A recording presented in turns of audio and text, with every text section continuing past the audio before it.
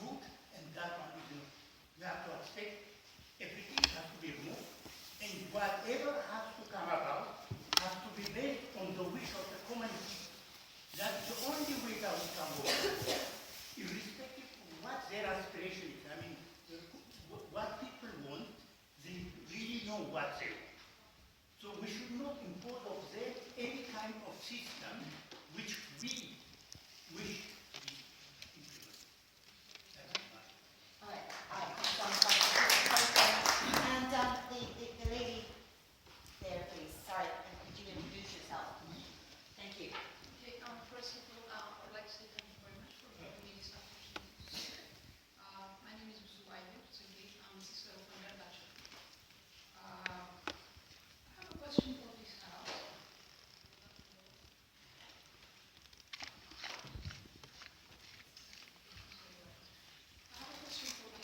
My first question is, how many people in Ethiopia has to be killed, kidnapped, tortured, and imprisoned before UK, US, international community, before they say enough is enough?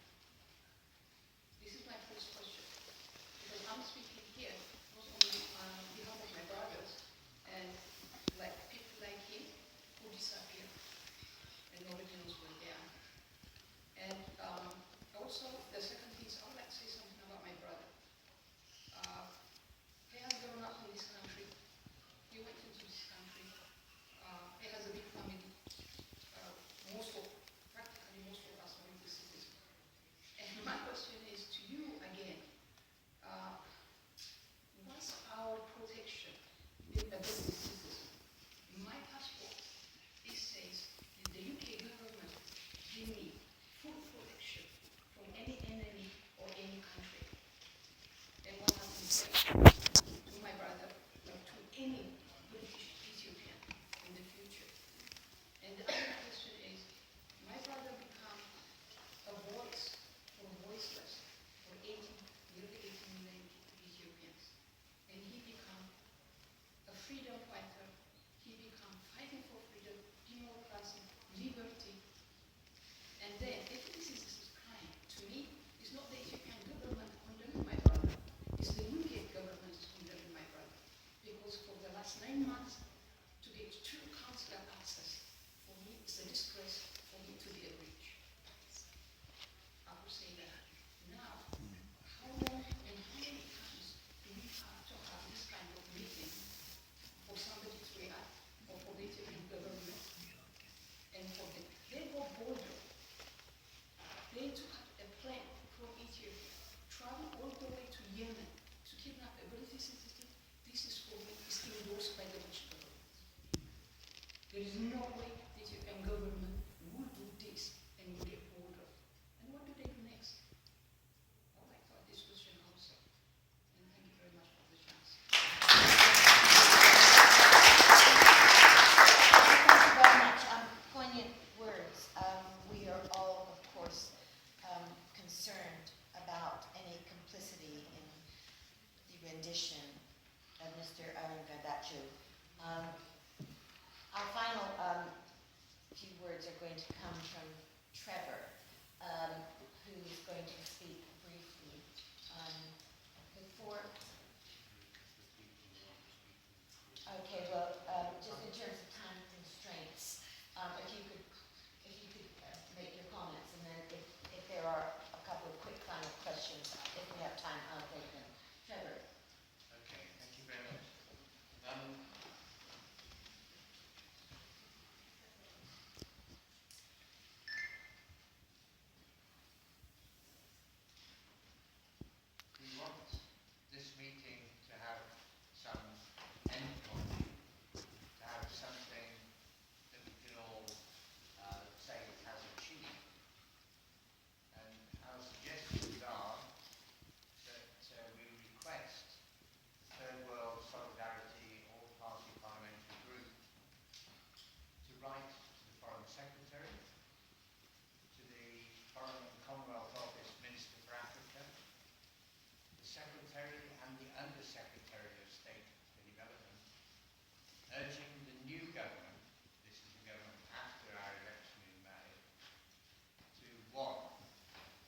is monitoring the human rights situation in Ethiopia, including monitoring trials of actual or suspected dissenters and requesting access to detention centres. 2. Provide information on the mechanisms in place to ensure that any UK funding is not supporting human rights violations in Ethiopia. 3. Publicly condemn the widespread human rights violations and repression of all forms of dissent taking place in Ethiopia, and express zero tolerance for any crackdown on independent voices in the 2015 election. 4. Make financial support to the Ethiopian government conditional on the release of members of opposition political parties, journalists, bloggers, and community leaders. Finally, 5. Urge Ethiopia's development partners to make their continued assistance and cooperation with the Ethiopian government conditional on the release of opposition party supporters, journalists, bloggers, and activists. I believe if we get the Third World Solidarity Group to do this, this will be a step in the improvement of the situation in Ethiopia. Today has been a landmark occasion in terms of cooperation between different opposition groups in Ethiopia, and we want to see this grow, this cooperation, over the ensuing months and years. Only that way will we achieve change.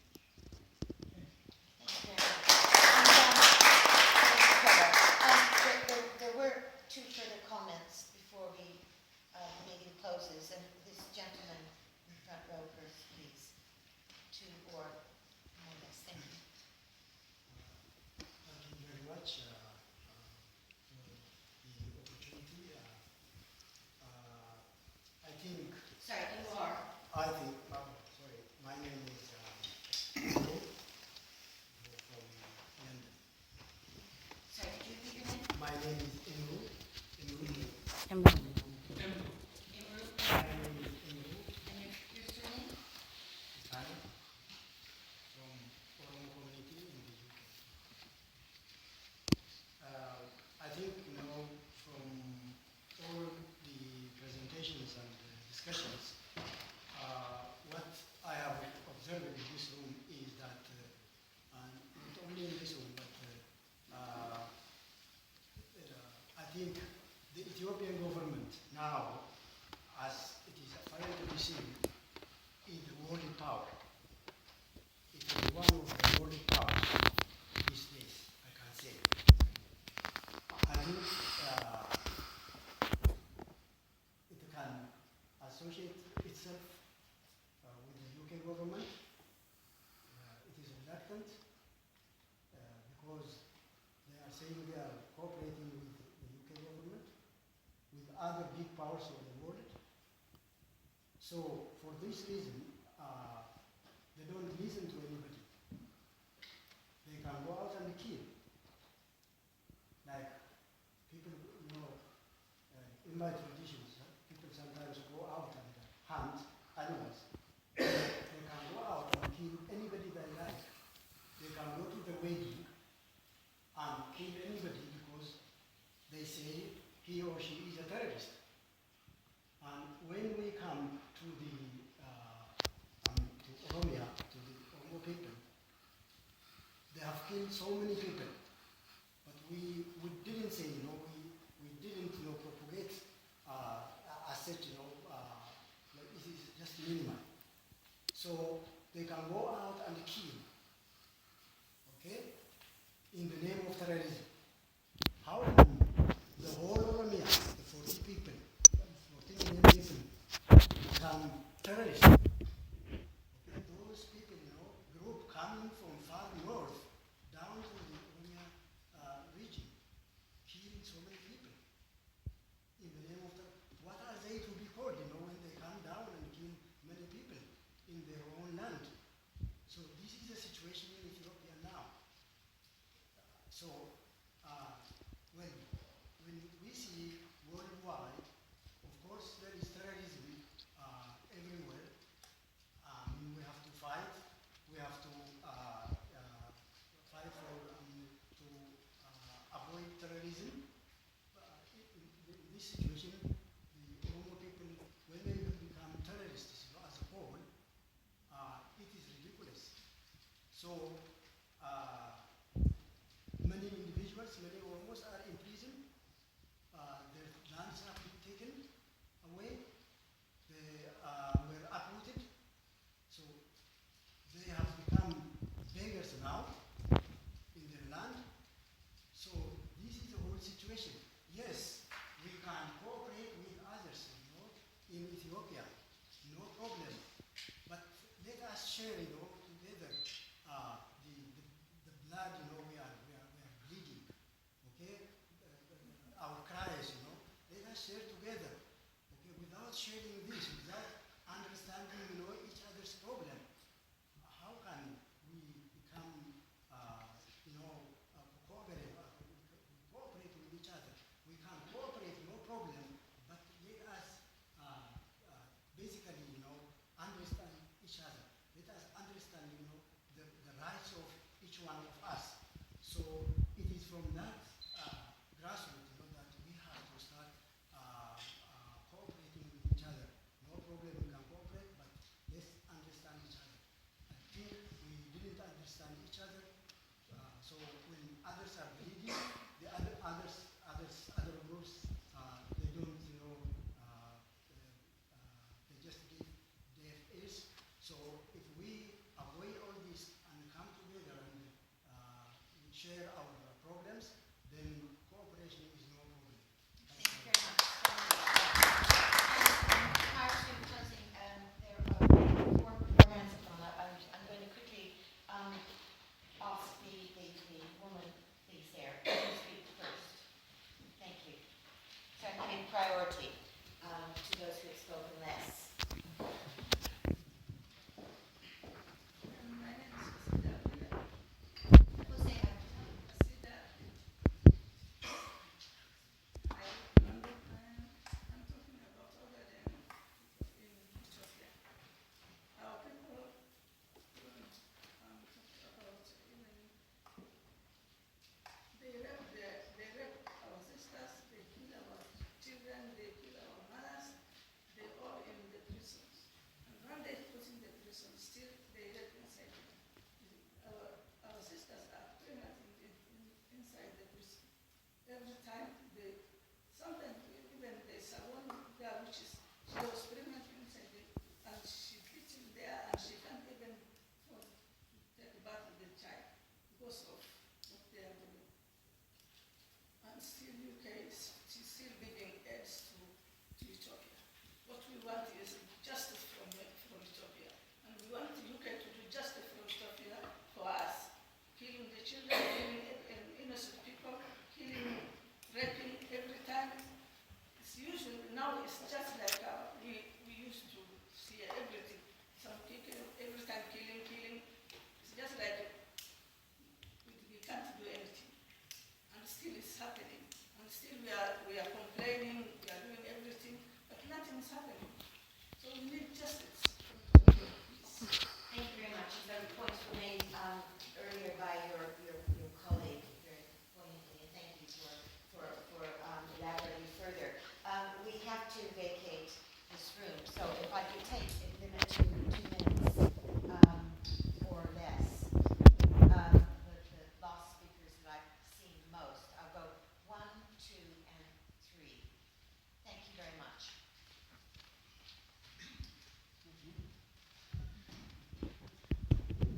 My name is long time, and so I don't understand the politics. I don't want to go into everything being said. One thing only I would like to ask, and also this committee is present with the British government or the international community. The Ethiopian government has been funded for democratization process for the last 20-something years. So I just ask the review of that funding, why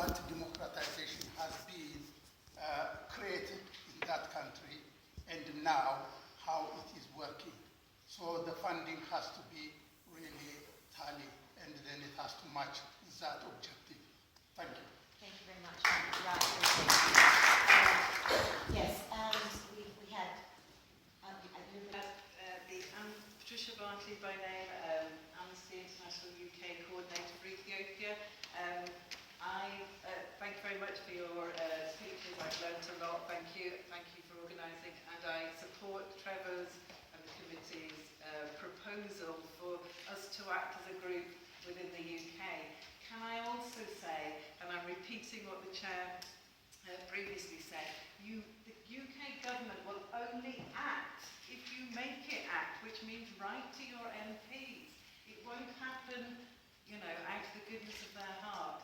So my experience of lobbying, it does have to go through your local MP to the Foreign Office. It does make a difference. I have a file here of replies from the DFID, from the Ethiopian ambassador, from all sorts of people. It embarrasses them. Yeah? It embarrasses them to be receiving the same complaints. And politicians, like all of us, don't like writing letters. You know, we have to reply to you. Just, that's the way things change from my experience. Unless you know any other change, the case of Andargachew is appallingly shameful for the UK. It's breaking every international law.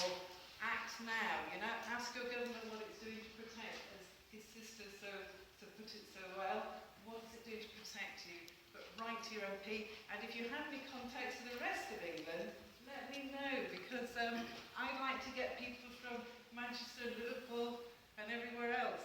I have a card if you need to speak to me. Okay? Thank you very much. We have to be out of here now, so I'm going to apologize to anyone who hasn't spoken who wished to do so.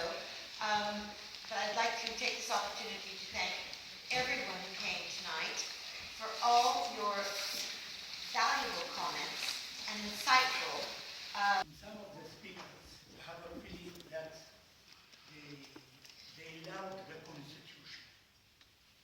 It is only its implementation that they oppose. But the point is, the Constitution is such. Actually, in 2004, a book was written by Awol on the constitutional structure, who said that this is a kind of constitution which has to be demolished because there is no separation between executive, legislative, and judicial. There is nothing. It is one set of law which can be manipulated as law. So we cannot choose any part of this constitution and say this one is good and that one is not. We have to expect everything has to be removed, and whatever has to come about has to be based on the wish of the common people. That's the only way that we can work, irrespective of what their aspiration is. I mean, what people want, they really know what they want.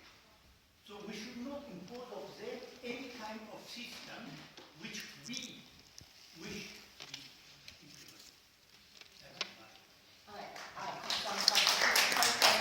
And the lady there, please. Sorry, could you introduce yourself? Thank you. Okay, first of all, I'd like to say thank you very much for giving me this opportunity to speak. My name is Zubaida Tsegi. I'm the sister of Andargachew. I have a question for this house.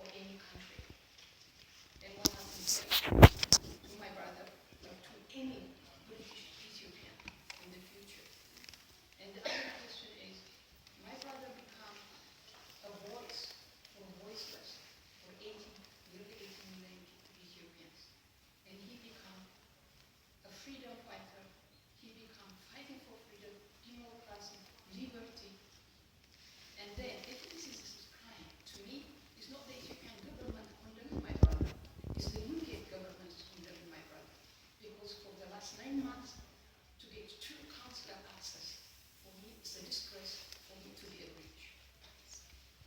I will say that. Now, how long and how many times do we have to have this kind of meeting for somebody to react or for the Ethiopian government and for the labor border?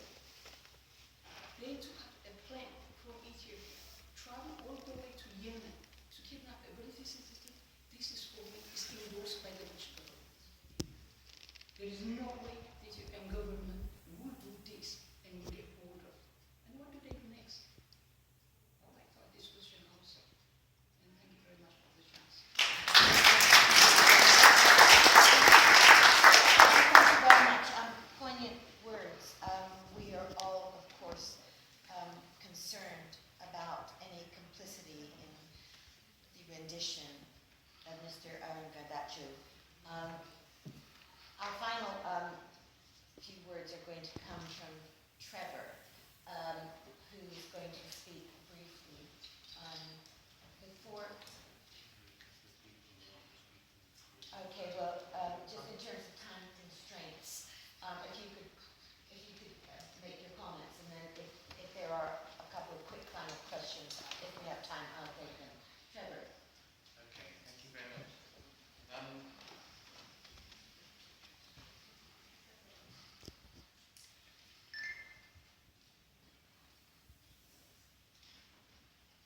We want this meeting to have some endpoint, to have something that we can all say it has achieved.